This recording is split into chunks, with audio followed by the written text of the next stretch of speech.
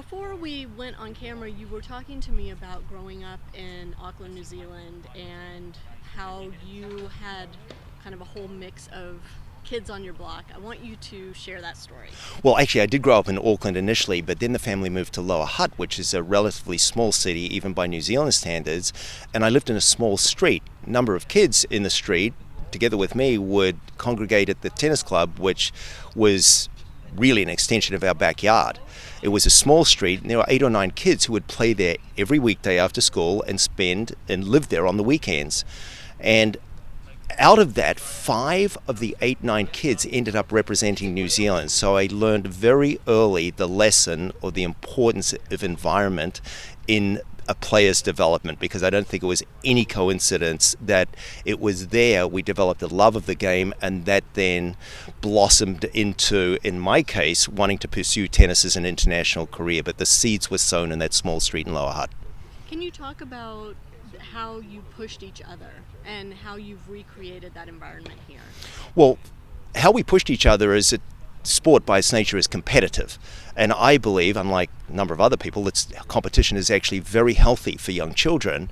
And I know in my own case, I was doing everything that I could to beat the other kids in the street, and they were doing the same themselves. So we were pushing each other up to higher and higher levels, and we loved it.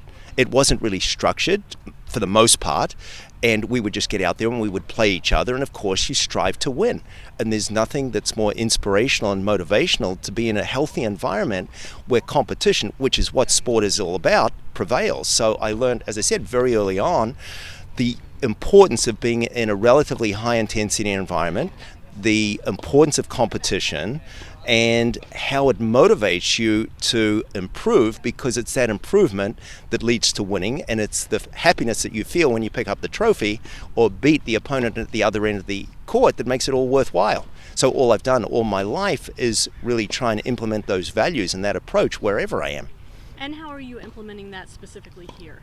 Well, given Chuck's background, my background, our other partner Eric Nyman's background, we all come from a very competitive background. We understand the nature of tennis, and we, in all 4 areas, do our very best to give children and developing players the opportunity to develop their strategy, their technique, the mental side of the game, and the physical side of the game. So we will sit down and brainstorm and say, how do we reenact the sort of intensity and pressure that players are going to have to deal with when they're on the match court?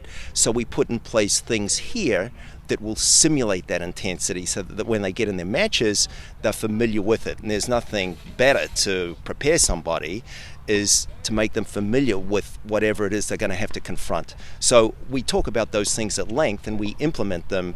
We talk about them in theory, and then we put them into practice in the environment here. And I think that's probably what separates us out from a number of other programs around the place.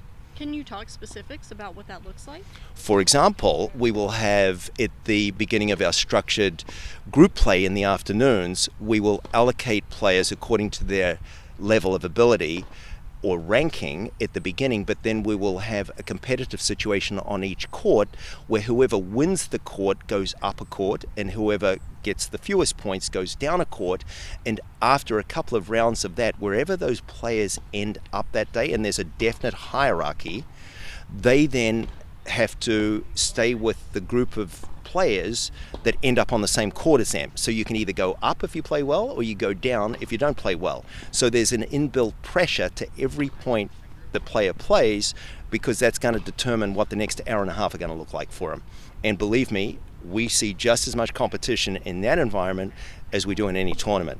So we feel we're being successful. Love it.